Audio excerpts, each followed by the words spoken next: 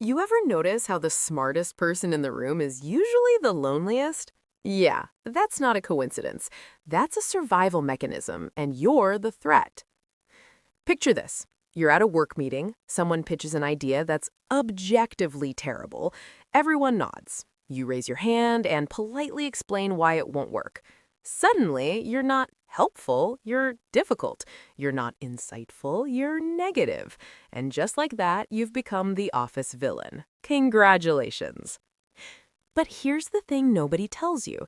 Society doesn't fear intelligence because it's rare. It fears intelligence because it's a mirror, and most people hate what they see when they look in one. Let's talk about why the world punishes you for being smart, and why that says way more about them than it does about you. Number 5. You expose the illusion.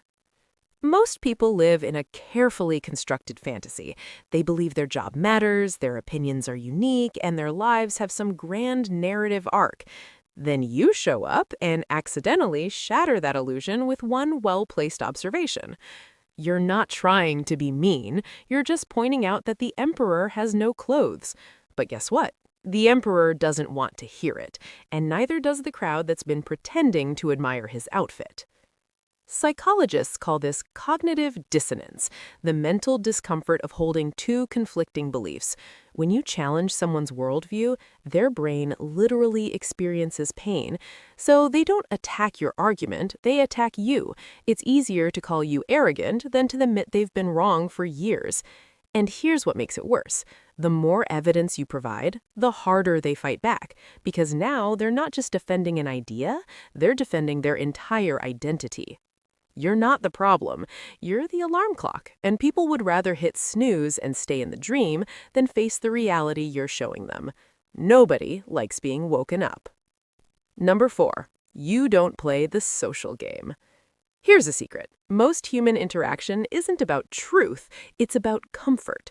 People don't want honesty, they want validation. They don't want solutions, they want sympathy. So when someone complains about their relationship and you offer actual advice, you're breaking the rules. They didn't want a solution, they wanted you to say, "Wow, that sucks, you're totally right." But you gave them a roadmap to fix their life, and now they resent you for it. Intelligent people struggle with this because they assume conversations are about exchanging information. Wrong.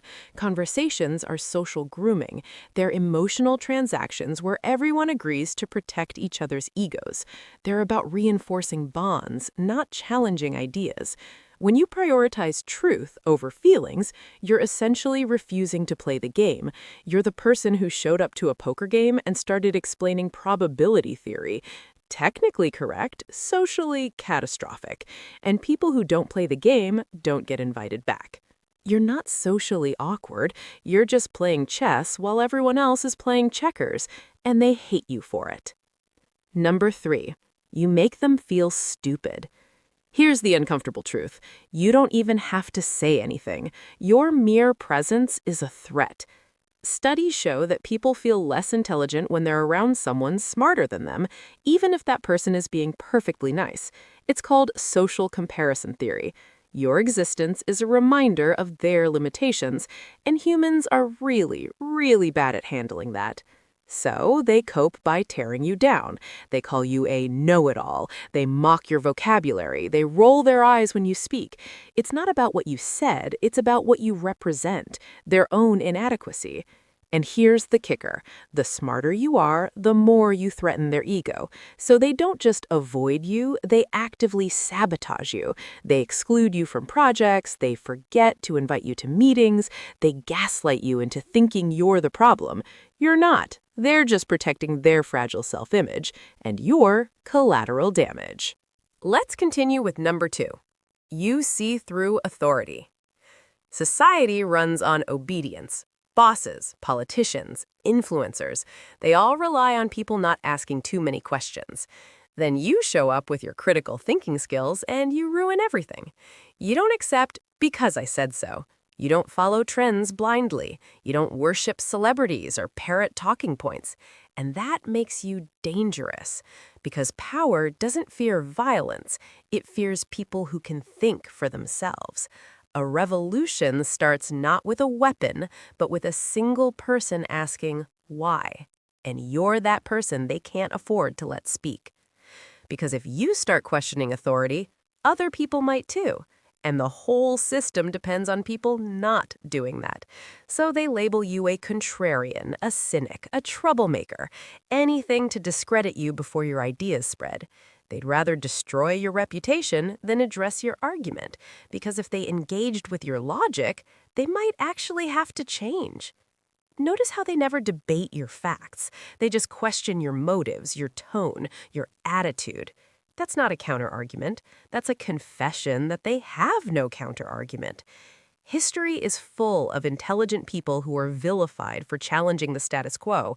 Galileo, Socrates, Nikola Tesla. They weren't wrong, they were just early, and society punished them for it. You're in good company, but that doesn't make it hurt less.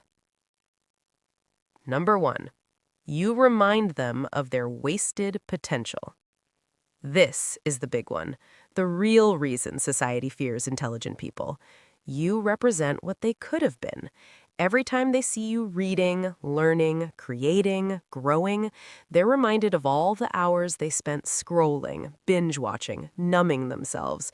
You're a walking, talking reminder that they chose comfort over growth, and they hate you for it. You didn't do anything to them, you just refused to join them in their self-imposed mediocrity, and that refusal feels like a judgment, even when it's not. Because deep down, they know. They know they're capable of more. They know they've been sleepwalking through life. But admitting that would require change, and change is terrifying. So they convince themselves that you're the weird one, the obsessed one, the one who tries too hard. Because if you're abnormal, then their mediocrity becomes normal. So instead of being inspired by you, they resent you. They call you pretentious for reading books. They mock you for having hobbies that require effort. They dismiss your achievements as luck or privilege. Anything to avoid confronting their own choices. Every excuse they make about you is really a confession about themselves. And somewhere beneath all that defensiveness is a person who's terrified they've wasted their one shot at life. The saddest part? They'll spend more energy justifying why they can't change than it would take to actually change, and they'll blame you for making them feel that discomfort. You're not the villain in their story. You're the ghost of their unlived life.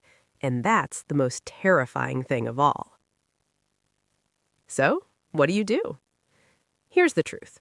You can't make people comfortable with your intelligence. You can dumb yourself down, play small, hide your light, but you'll just end up miserable, and they still won't like you, because inauthenticity is even more threatening than intelligence. So stop apologizing, stop shrinking, stop pretending to be less than you are. Find your people. They're out there, the ones who don't feel threatened by your mind, the ones who challenge you instead of resenting you, the ones who see your intelligence as a gift, not a weapon. And for everyone else, let them be uncomfortable. Their fear is not your responsibility. Your job is to keep growing, keep learning, keep asking the questions nobody wants to hear. Because the world doesn't need more people who fit in, it needs more people who stand out. Even if that means standing alone.